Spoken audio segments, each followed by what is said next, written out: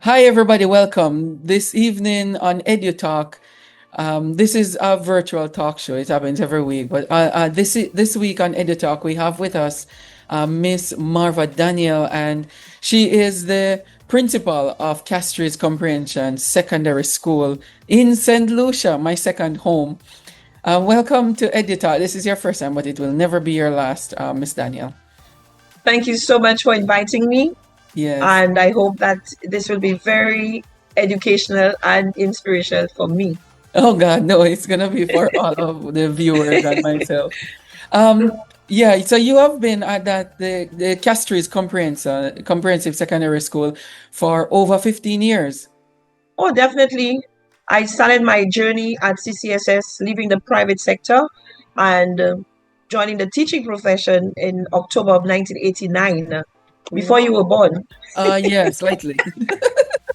Yes, I immediately sought teacher training at the Antigua State College in November of that same year. So I only taught for 1 month. Migrated to Antigua, Yeah. where I pursued the diploma of teacher training, and completed this course in July of 1991. So I Okay. actually lived on campus. It was an OECS teacher training program, so there were persons from all over the OECS in that program with me. Mm-hmm. So after this, I returned to CCSS, after my mom called to say that the principal of the school expected me back, and I hoped that I did not think of staying in Antigua. So I was like, I didn't think about it, but now that you mention it, that's a possibility. He said, "Listen, Gail, don't even think about it. Mr. Joel has already placed you on his staff." So I came back to St. Lucia and assumed my role as a full-fledged, very qualified business teacher, Yeah. teaching every single business subject. Let me ask you. 2 years, yeah, Dari, go on. Finish your statement first. yeah. So 2 years later, I applied and commenced my BEd in Jamaica at UTEC, Yes. University of Technology, Yeah. Jamaica. And for the next 3 years, I would be part of a very intensive program to be fully trained with my bachelor's in education. Yeah. A Yeah. year later, I went to University of Wales, where I sought to complete a master's in business administration. Mm-hmm. First Black person, though, Oh Marva my Daniel. God. What year Yep, was that? 1999. Oh wow. The first black person to graduate from. Yes, because we were the guinea pigs.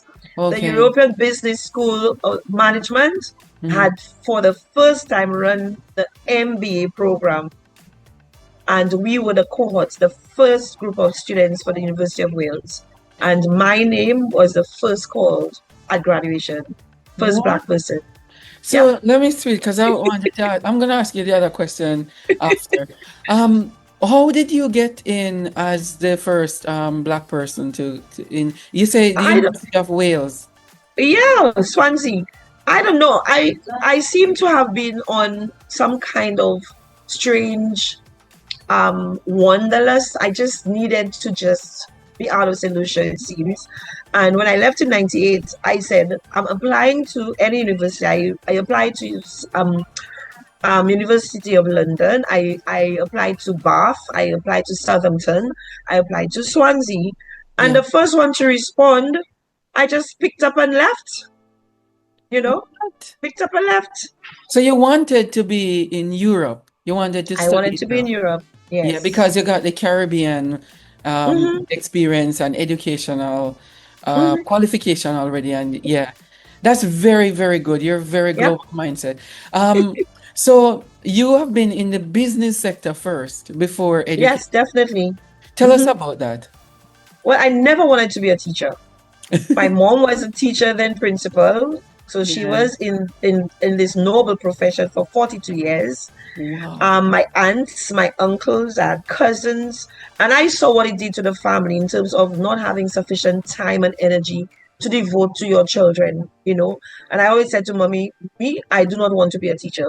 If I become a teacher, I don't want children, because Oh, I wow. know how much we as members of my family devote to our careers, and I know somebody would suffer. Yeah, yeah. So I pursued business studies, completed at Arthur Lewis in the business TVET area Yeah, doing yeah. business studies. I Mm-hmm. worked with Home Depot, Bryden and Partners, Yes. and and all of a sudden I ended up being interested in anything else but being cooped up in an office where I know nothing about what's happening outside. I said, this is going to kill me. And Yes. Dr. Dice, I Yes. need to be moving around, Yes, yes, yes, yes.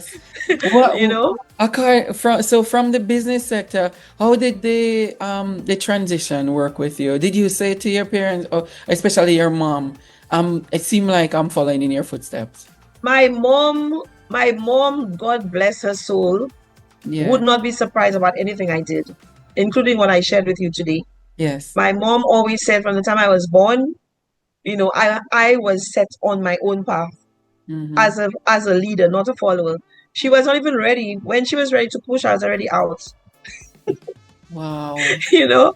So I've always been with one known with that kind of mindset. Yeah, yeah, Once I know it's true, once I know it's right, yeah, then I don't need to look back to see who's following me to take the lead. You yeah, know, yeah. and you saw that in Grenada. Yes, Once it's necessary, it's yes. needed, it's right, not good, because there's so many good things people do that's not right. Right, You right. know, and it's needed, Mm-hmm. then I'll be the first to jump Yeah, on board. yeah. Yeah, Yeah. so Um, according to, I'm gonna get to the agricultural part because honestly, you're a woman of many, many hats. Um, and a Yeah. leader in the Caribbean. It's not just in St. Lucia, but right across the Caribbean. People really admire you. Really? Yes, yes, I've been to the conference and in Grenada, and I'm saying that people they talk about you like this breath of fresh air with leadership because as you know already, and I'm just saying it out loud. Um, Being a part of education and leadership, it can be very stiff and boring, and you don't want to express yourself in certain way because you're being judged. Every step you take in the public eye, you're being judged. So there's a certain way that you behave around teachers, around fellow principals, around students, especially students and their parents. And Uh, the parents. yeah, so Mhm. it can be a very stiff, straight face profession. How do you moving out of the business sector into education, and you're very jovial, you're very happy, but people can see that you really take care of the business. You really you are about the business of leadership and good living. How do you manage to balance that? Well, the first thing I've realized is that teachers in their profession are too myopic. And I thank God that I started off in the business field. Too many teachers are not business minded, even in their own affairs. They don't understand a contract, for example. A temporary teacher has a contract. So you need to know when your contract ends, it's not automatic that you continue teaching. You Yeah. have to ask the questions, even when you're being interviewed. You need to know your business. And too often you get persons who are not employable because they do not get to know Mm-hmm. about employment. So Mm-hmm. I've had to spend a lot of time on this because of that business mindset. Additionally, I say to teachers and everybody who works for somebody, you can never be financially stable if Yes. you have a salary. Yeah. So if you're just going to teach, that's all you will be. You Mm-hmm. need to be able to understand that, especially in these global markets, you have to be employable. You Yes. have to be trained and skilled and versatile enough that should people stop making children, Mm-hmm. then you would not be falling into that same old saying, those who can't teach. Mm-hmm. You know, Yes. Yes. that should not be. You Yeah. know, anywhere persons who delve into academia, Mm-hmm. once you understand what this means, you are going to be a lifelong learner. So, for Yes. example, when the pandemic hit us, we were ready. Mm-hmm. Once it took the ministries of education with the pants down, Mm-hmm. CCSS was ready because we had already introduced Moodle Good. and the hybrid teaching Yes. to our school. at least 2 years before that. So That's great. on our system, you'll see Moodle uploaded from 2018. Wow.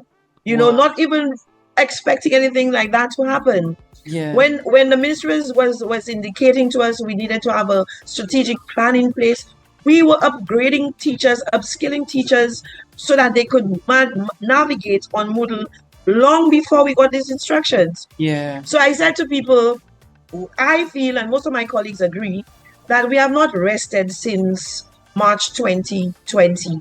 Because whilst the world shut down and whilst people were in the COVID mode, we as educators of administrators of schools were thinking of how we reach our children. Should they not be able to come back? We were brainstorming, we were sharing best practice, we were sharing ideas before ministry had a plan in place. Yes. And thank God we had our WhatsApp platforms. We were reaching our Yeah. parents. Yeah. I have every parent who, of course, has a phone and WhatsApp. They're on parents group on every different levels. So we all we had to do was activate what we had, structures that we had in place. Going back to business, I also believe in sharing. And so I always tell my teachers, there are 3 R's you need to know. All right. You need to reinvest your energies in something that you love. Yeah. All right.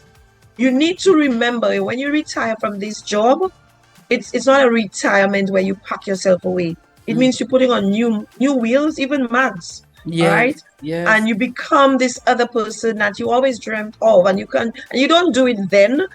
You slowly gravitate to that other spheres of endeavorment.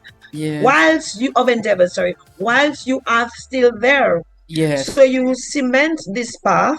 And so when you're ready to take this giant step, like as I said, I've owned a bakery. So I have La Croûte Dorée, right, which is a registered company. I am part owner of a construction firm.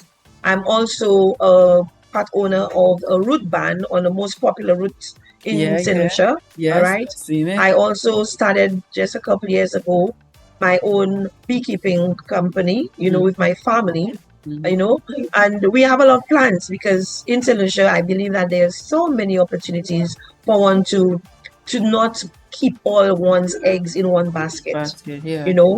Yeah. And I'm even contemplating another idea, which I've shared with one or two people, just trying to partner with them so that we can see how we could expand, our resources into this other initiative. Too often I see people leave the education sector, they're retired and they are poor. Yeah. Not just poor financially, in spirits. Yes. And so I believe too that's what kills people most. They become lonely, they don't have a network of supportive persons that they could turn to whether it is voluntary or not, but things to do that could adequately engage you so you have something to look forward to. Because life is meant for living. If you stop living and you just stop and stick in one place, you're going to die. Yes. Tell me about, you're very right. Because we have many wheels turning too, and I don't believe in one thing. And what you said about investing and reinvesting, it's an ongoing thing that you have to be doing all the time. It's not a one-off thing that you're engaged in. And then preparing yourself for transition from one thing to the next. What motivates you apart from the fact that you have to like invest in many different areas? What compelled you to take on so many roles and also invest in agriculture? Well, I was raised in agriculture. I was born on 13 acres of land. We did all kinds of farming. We were doing copra. We had lots of coconut. So my grandmother taught us how to actually do copra, which we sold in Soufrière. So 2-3 in the morning, we were driving down to Soufrière to sell copra because we had a copra factory where soap was made, oil was made, coconut oil and all of this. My dad also owned a plantation, so we had bananas. So I knew from scratch how to plant the banana tree and of course cultivate the banana, sell it off on the wharf to the geese boats. I was the only female actually driving with 3 loads on one afternoon to the wharf where my parents' farms produce had to be offloaded and sold to the geese in company through Yeah. the St. Lucia Banana Association. So we did that. My grandmother had a farine house, so I knew how to grate the cassava, prepare the cassava, and cook the cassava, to make farine and cassava bread and all of that. All of us, we Yeah. were not children who lived in a sheltered and uninvolved home. Never, you Yeah. know. So sometimes I say this to my colleagues. Yes. I'm used to hard work, and Yeah. I do not believe that you should be fed if you don't Yeah. work. Yes. You Yes. know, and Yes. and Yes. my mantra has always been when I go to the bank, I should I should always feel that I'm owed, Yes. underpaid. Yes. Yes. Yeah, Yeah. And that's that crazy. is very powerful. The people who would watch you on this show, they might not understand the preparation of these crops and then Yeah, transporting them to the market and selling them yeah, and but they'll get a gist of what it takes mhm, to be productive and to be yeah. successful. Um, so you're very motivated to through leadership across the Caribbean and coming to understand you because I knew you before Grenada. I knew you before then, and a part of the same Catholic family as well. Um, what is the motivation of, under the leadership in the Caribbean region with education? Where do you see it going? This educational journey that you're taking with others. I believe that as educators, we all have the same goal to move the not just the minds but also the hearts of our young people to allow them to understand that they're part of this journey. I often hear people say we're preparing the children for the future. We're preparing them for today. Yes. If they can't understand their role today, it's not when they get to 25 they'll understand it. Yeah. They'll be regretting not Yes. having taken their role today seriously. Yes. So I Yes. believe, yes, one, we will not reap the rewards of our labor in the same season. Hmm. And I always believe that. I don't want to see what happens to my children today or tomorrow, but it does not stop me from getting them to understand that their role starts today. Being a clean person, a tidy, responsible person starts today, not Yeah. when you graduate. Yes. Yes. So you continuously. So my motivation is seeing a transformation today. And if it means speaking 1,000,000 times in a day, then Hmm. we have to do it. And I think this is the initiative of every educator across the board. If generally us as Caribbean people understand that, then we are in this boat together. We're not swimming alongside the ship, but inside of that ship to ensure that our young people understand their roles today. Yes. I see so many similarities when I speak with educators across the board. As I said, I studied with educators in Antigua who lived throughout the OECS. So when they spoke to me, I realized that nothing is unique about St. Lucia. So we better work together. So Yeah. when CAPS came on with especially Thoughtful Thursday, I never missed a day. I never Yeah. missed a day. Sometimes there were just 16, less than 20 of us. But Marva Daniel is there because I need to be able to upskill, upgrade, be knowledgeable about any and everything that it takes to Yes. be a more resourceful leader, a Yeah. more equipped leader, one who can transfer all of what I've learned to my colleagues, to my teachers, to my parents, Yeah. Yeah. to my students, to the bus driver, even Yes. to the cleaners, to the ancillary staff, Mm. because we are all in this together. If anybody feels that this is just about the school doing this, then this is very folly of them. Yeah. Yeah. This whole development of the children's thing Yeah. is it's all of us in it together. It cannot just be St. Lucia.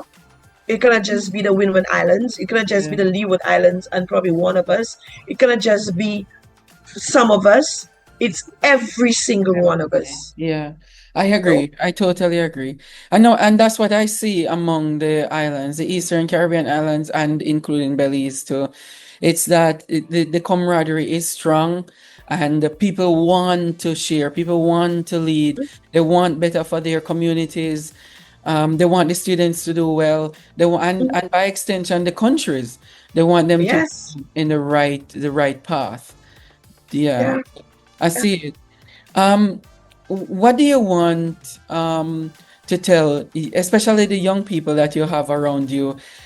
You see how education has changed. AI, artificial intelligence, is seeping into our schools and changing our platforms and the way that we think about problems.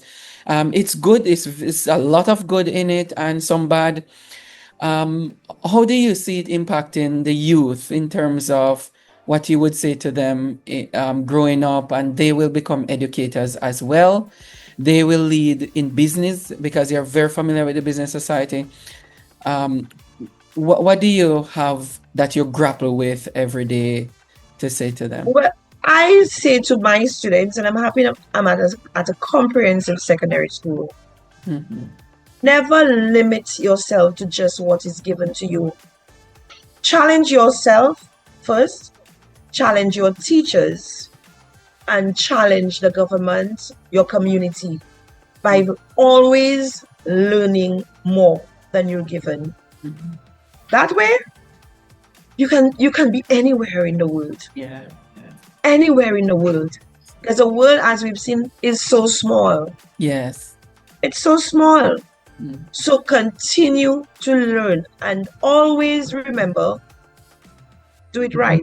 Yes, yes, yes. Not the good way, just do it right. Do it right indeed. Thank you Yeah, so much. Thank you yeah. for coming on.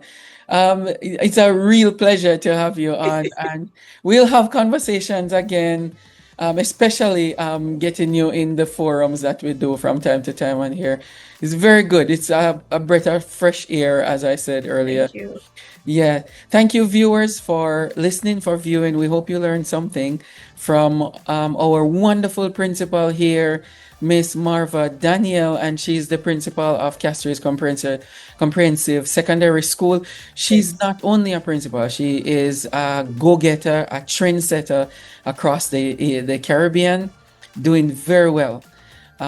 So if you want to reach out to us, reach out at edusolutionsintl@gmail.com. That's edusolutionsintl@gmail.com, or visit our website at educationsolutionsinternational.org or edusolutionsintl.org.